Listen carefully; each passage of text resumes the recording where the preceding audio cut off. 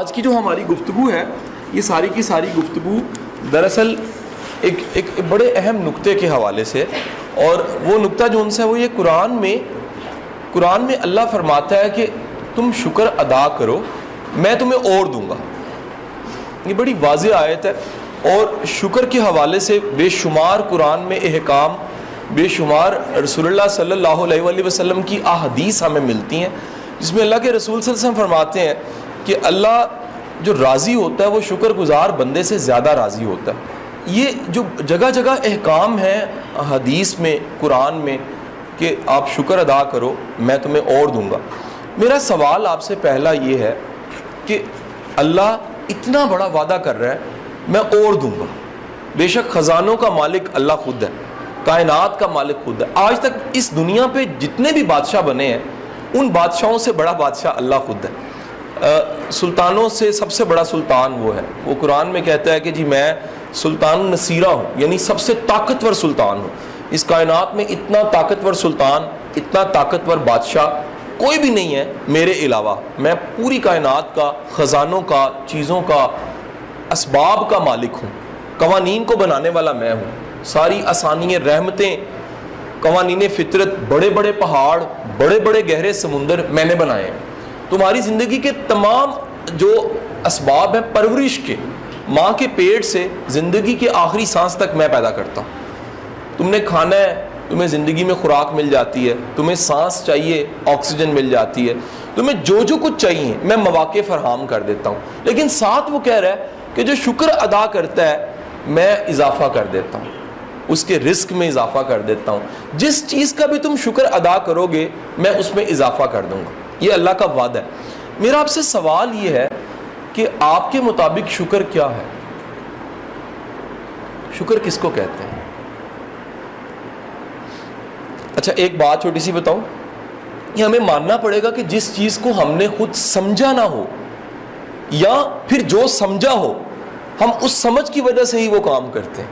مثلا میں نے جیسے گاڑی چلانا سمجھا ویسے ہی گاڑی چلا رہا ہوں. آپ جیسے ہانڈی پکا رہی ہیں آپ نے جیسا سمجھا ویسے پکا رہی ہیں.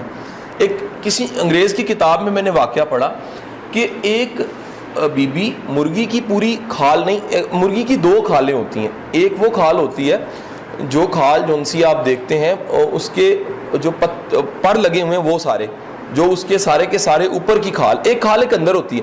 کبھی سجی لیں تو وہ دوسری کھال رہتی ہے. وہ کھال سمیت مرغی پکاتی تھی. تو کسی نے اس کا انٹرویو لیا اور اسے کہا کہ تم یہ کیوں کرتی ہو؟ اس نے کہا میری ماں ایسا کرتی تھی. دوبارہ انٹرویو لینے والا پیچھے گیا، ماں کو ڈھونڈا کسی اور ٹاؤن میں، پتہ لگا، ماں سے پوچھا کہ تم ایسا کیوں کرتی تھی؟ اس نے کہا میری ماں ایسا کرتی تھی. انہوں نے وہ نانی کو ڈھونڈا، نانی نے کہا کہ میری ماں ایسے کرتی تھی، اور لکیلی پر نانی موجود تھی، لکیلی. تو پر نانی کے پاس گئے تو انہوں نے جا کے کہا کہ آپ ایسا کیوں کرتی ہیں؟ اس نے کہا میری ماں ایسا کرتی تھی اور وہ فوت ہو چکی ہے. تو بے شمار چیزیں ہم نے جیسے سیکھی ہوتی ہیں ویسے ہی ہم کئی نسلوں میں کرتے جاتے ہیں. سمجھانا مقصد یہ. شکر گزاری کا ہمارے ذہن میں تصور کیا بیٹھا ہے ذرا سنیے گا. جو میں لوگوں سے پوچھتا ہوں جواب ملتا ہے شکر الحمدللہ، شکر الحمدللہ، شکر الحمدللہ، شکر الحمدللہ، شکر 101 بار پڑھ لیں.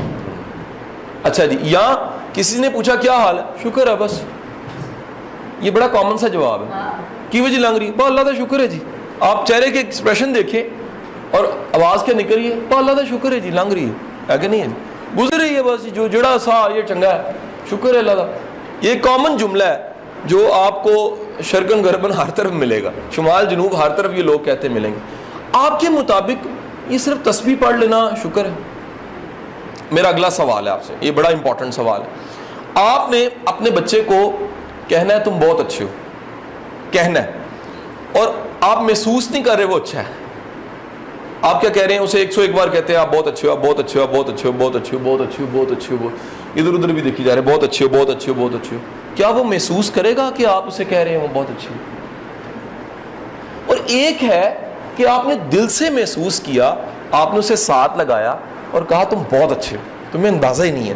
اس بات کا اثر زیادہ ہوگا. میرا سوال ہے، میرا خیال ہے دوسری بات کا اثر زیادہ ہوگا، کیونکہ وہ سچ پہ مبنی ہے. اس میں آپ نے 101 بار نہیں بھی کہا لیکن آپ نے محسوس کرایا کہ ایسا ہے. یاد رکھیے گا شکر گزاری محسوس کرانا ہے کہ اللہ میں تیرا شکر گزار ہوں. شکر گزاری زبان سے نہیں ہے, آپ کی حرکتوں سے ہے, آپ کے ایکٹ سے ہے, آپ کے احساسات سے ہے. یعنی ایک چھوٹی سی مثال لیجیے گا, بڑے دھیان سے یہ بات, اب نقطہ سمجھانا ہے اس طرف آنے لگا ہوں. ایک بندہ ہاتھ کا تنگ ہے, بانٹتا نہیں ہے, کہتا شکر بڑا بڑا شکر ہے جی مال اکٹھا کیا ہوگا. وہ بزرگ فرمایا کرتے تھے کنجوس انسان مال اکٹھا کرتا ہے اور استعمال کوئی اور کرتا ہے. ایک ہمارے جاننے والے تھے, مجھے بتا رہے, وہ آرمی میں تھے, تو وہ ریٹائر ہو گئے, بڑا انہوں نے زندگی میں جو کچھ کمایا تھا ایک پینی نہیں خرچی. چند دن پہلے ان کے گھر چوری ہوئی, چور بغیر گنے سارا کچھ لے گیا.